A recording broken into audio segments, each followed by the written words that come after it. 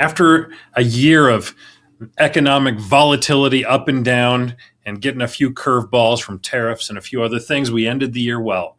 But looking forward into 2026, what kind of year are we going to have?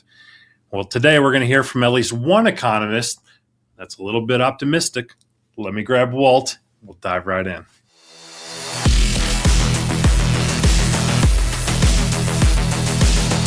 Back on another episode of Power Your Retirement. I'm Walter Storholt alongside Steve Smith, certified financial planner, Powerhouse Financial Advisors, and looking forward to our conversation today because I'm in this camp of wanting to know, should I be optimistic about 2026 or not, Steve? So I'm glad that this is our topic today. I feel like we could have also pulled an article that was like the 5 reasons why you should be pessimistic about 2026. But for at least today's episode, we're going to break down an article that's all about the positives and the optimistic reasons for this year ahead. So I think this should be pretty interesting to dive into with you. It's going to be a lot of fun. If my teeter-totter is towards optimistic or pessimistic, I'm leaning towards the optimistic too. So I'm excited to share my views, but also what's in here. And I'm really excited about this upcoming year. I obviously know myself well, but I feel like I know you well enough to say we're probably both pretty optimistic folks by default. So it's hard to get us to be pessimistic, right? Right, especially with some of the economic indicators that we're seeing. Okay. Oh, well, there's a little tease. It sounds like you might be in agreement with a few of these things that are brought up in the article. So here's the setup. We'll link to this in the description of today's show, by the way. This is all based on a Bloomberg News opinion column by economist Allison Schrager talking about 2026 and the reasons for optimism. And she specifically gives 5 reasons for that optimism. And so we're going to get a certified financial planner's take, of course, Steve Smith, on whether these things are true reasons for optimism, what they might indicate, and get his take on all of these things. Okay. So let's dive in. Reason number 1, Steve, is that consumers will have more money. Schrager's reasoning is that there are large tax refunds expected in the early part of the year, and that tax policy is aimed at boosting spending and confidence.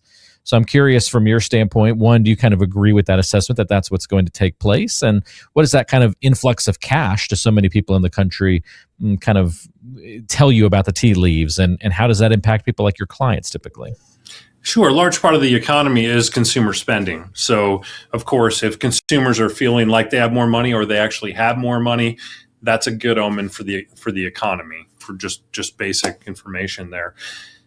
But the big, beautiful bill had a lot of good nuggets for small business, had good nuggets for individuals, and people are going to be seeing that in their tax returns coming up here shortly after they get all of their 1099s and W-2s and all that fancy stuff. I believe that they're going to have a lot more cash coming back than what they expected, or they won't have to pay as much in, depending on how they run their payroll and how much they put away, for taxes throughout the year. But I think that's going to be a really big deal. Also, just a little extra nugget there. Some of the initial reports from 2025 is that their average raises, cost of living allowance, is higher than what inflation came in. So that shows up as real money as well. Just a little extra thing that wasn't in that report. I suppose we also don't know the final verdict on this, but there have been talks of additional payments due to the tariffs, right? There's been at least the threat or the encouragement of maybe an additional payment that might come from tariff refunds or however that's described.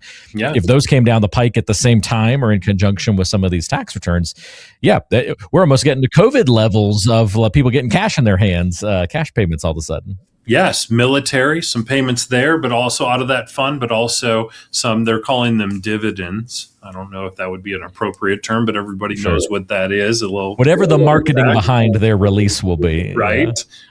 So I don't want to lead anybody astray, but that is how, the administration is marketing this, as some dividends from that. Yeah. So reason number 1, again, from this article, consumers will have more money. Does look like in a couple of different forms that could potentially come to fruition this year. She also points out reason number 2 is that businesses are going to have more money. A lot of this is based around some new deduction rules this year that will, for certain businesses, I think be a pretty big deal. It depends on your business, but there's much larger numbers that you can do 100% depreciation up front on a lot of things. I don't want to get in the weeds of taxes, but equipment purchases and some of those really big ticket things are going to be a nice windfall for being able to deduct up to 100% depreciation up front. That's a really big deal. Also, they're encouraging a lot of the things that are in that same bill are encouraging growth, to invest in manufacturing and invest in expanding their business, and some tax breaks for those things. So when we see those incentives, businesses typically, if they can expand in a reasonable way, they're feeling confident. But they're also, if they're confident in being able to expand, they're usually confident in expanding their top line number as well. So those things, it also trickles down to the people again, like we talked about in one, that's more jobs. Yeah, absolutely. Maybe better jobs, more competition, higher wages typically as well. And the businesses themselves, I mean, this trickling kind of goes all different directions, right? If the consumers have more money in their hands and they're shopping more, businesses are getting helped out there, along with then potential additional deductions and things like that. So you might be able to both make more and save. Consumers can experience some of that benefit too. So I'm sensing the reasons for optimism here. Let's look at the additional three that are on the list. The next one up is that interest rates, we expect them to be lower than last year and continue to lower if the Fed keeps cutting those rates. Yes, so I'm not in the same camp for this one. Interesting. Okay. Now, Please I don't explain. necessarily believe that they'll be higher, probably closer more to flat until things change. Now, I understand the rhetoric, new Federal Reserve, chair, and that's really what the administration's calling for. But we have a really fast-growing economy. And part of the lowering interest rates will just make that go faster, and it would be a shame if we lost that to inflation. So I'm not 100% on board that the Federal Reserve will choose to lower rates if we continue to get that rev up from reason 1 and 2, rev up in the economy.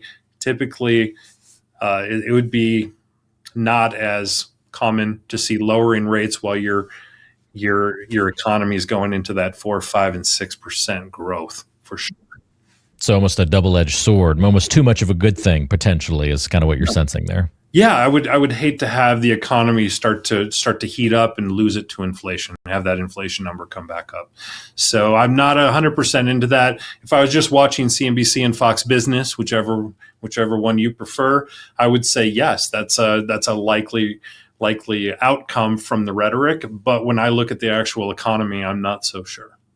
Very interesting. Okay, so that one we were on a little bit, it sounds like. How about the fourth reason? This one kind of surprised me a little bit, but Schrager says that energy could be cheaper in 2026, and that would be a reason for optimism for Americans. She specifically points to policy incentives for increased oil and gas production, and that greater supply and demand could help reduce energy costs for folks. I have a hard time believing I'm going to see a lower energy bill in my utilities necessarily, Steve. Maybe I could get on board with lower gas bill at the pump, but hard to see that trickling all the way down to utilities. Yeah, I'm going to go a hard no on this, Okay. but I have to do it for a couple different reasons. Now, we already have, in my opinion, fairly low energy costs. As far as gasoline is concerned, for sure, that oil and gas gotten quite reasonable over the last several months. Yeah, I'm paying in the twos, kind of bumps around a little bit. I've heard that certain areas got maybe just a touch below. I don't remember what state it was, but the thing that affects a lot of my clients out in the Western. Now, I have clients across the country, but the majority of the utilities that I work with in high concentrations are on the Western, and the refineries are leaving. So we've got a little bit of a problem that could push those energy prices, that gasoline, higher. Now, so we've got some unique things going on in California, which affects Arizona and Nevada and up the coast. So those things are unique to the region.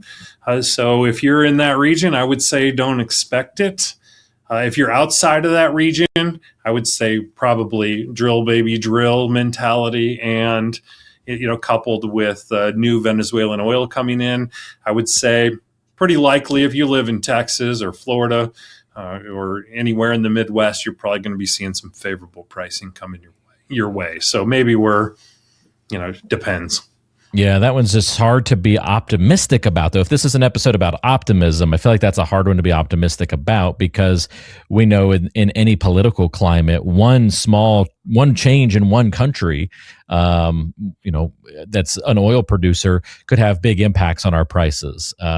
One big hurricane, right, can cause major issues down in the Gulf states. So from year to year, to be super optimistic about energy is always a tough call, I feel. So, but I know that I'm loving where it's at now, though.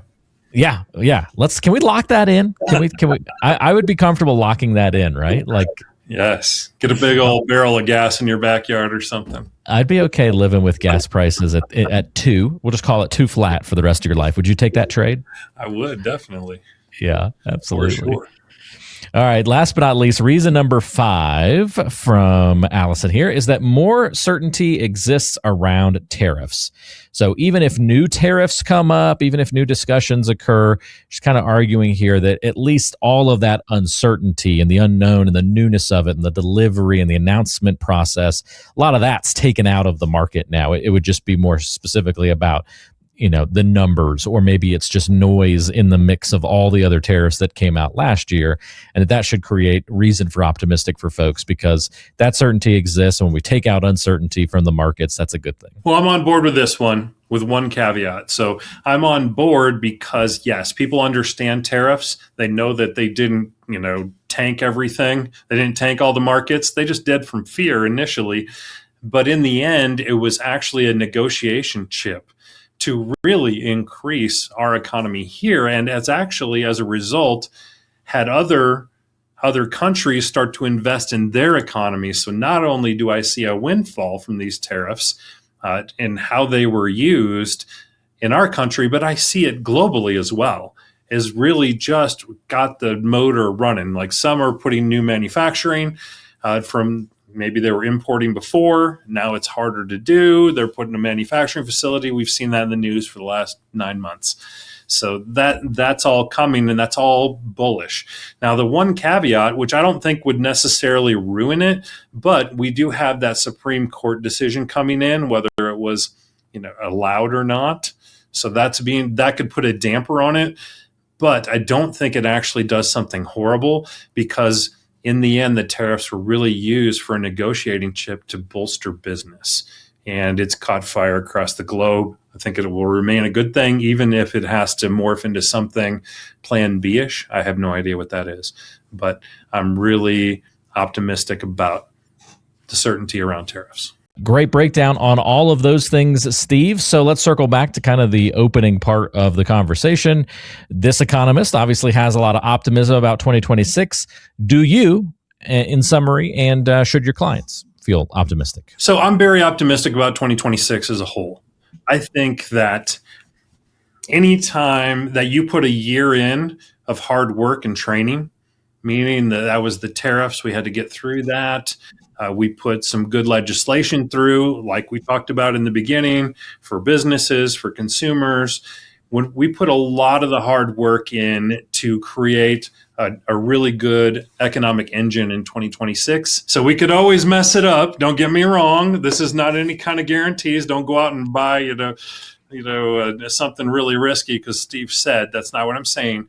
But when we put in a lot of good building blocks last year that are going to pay off this year, that makes a high probability that markets will potentially lift. But no matter what happens, what I would want you to bet on is a good financial plan, so we get to our goal, no matter if 26 is a lift year, a flat year, or a down year. Great breakdown, Steve. Appreciate your guidance on all of these items, and that's a great way to finish it off. If you have any questions about 2026, your financial plan, especially if it's specifics about how to better plan for your future, what kinds of questions you need to be asking, what kind of moves should you make, not only this year, but into the future as well, don't hesitate to reach out to Steve. A great way to start is to get that toolkit that's going to help walk you through all of the different pieces of the puzzle, the conversations that you need to be having around your financial future and your plan, your portfolio. You can get Steve's book as part of that as well. You can order that toolkit for free. We've got it at powerupyour401k.com, which is linked in the description of today's show. So go check that out and dive in a little bit deeper into your financial plan and your future and have a one-on-one conversation with Steve as part of that about your plan. Steve, thanks for the breakdown, and we'll talk to you again next week. All right. Thanks, everyone, for listening. Thanks, Walt. We'll see you again soon. Sounds good. See everybody next time right back here on Power Your Retirement. This podcast is provided by Powerhouse Financial Advisors, an independent firm with advisory services offered through Parsonex Advisory Services, Inc., PAS, a federally registered investment advisor. The information provided is for informational and educational purposes only and should not be considered as personalized investment advice. PAS does not guarantee the accuracy, completeness, or suitability of this information for your specific circumstances. Investment decisions should be based on an individual's goals, time horizon, and risk tolerance. Past performance is not indicative of future results, and all investments carry a degree of risk, including the potential loss of principal. Any case studies, testimonials, or endorsements shared in this podcast are illustrative of individual experiences and may not be representative of the experience of all clients. They do not guarantee future performance or success. You should not infer any level of assurance regarding future financial outcomes. Listeners should consult with a qualified financial, tax, or legal professional before making any investment decisions. Parsonex Advisory Services, Inc. does not provide tax or legal advice. Be sure to consult with your tax and legal professionals regarding your specific circumstances. For a copy of our Form ADV Part 2A, which provides additional information about PAS, including our advisory fees and services, please visit powerhousefinancialadvisors.com.